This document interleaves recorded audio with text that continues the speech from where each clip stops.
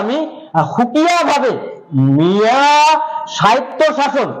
এটা টেরিটরিয়াল দিব নে নন টেরিটরিয়াল দিব সেইখিনি সংবিধানে বিচার বিবেচনা কৰিব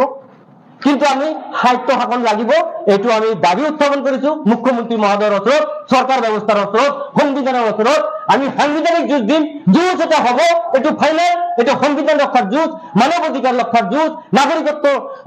নাগৰিকত্বৰ সঠিক মূল্যায়নৰ যুঁজ আমি যে সদেশী নাগরিক এই সদেশী নাগরিকের লগত সদেশী সৎ ভাবনা আর সংবিধান প্রদত্ত সকল প্রকারের অধিকার ন্যায্য প্রাপ্য আদায় করার কারণে আমি সদৌ অসম মিয়া মঞ্চে আজি আমি মিয়া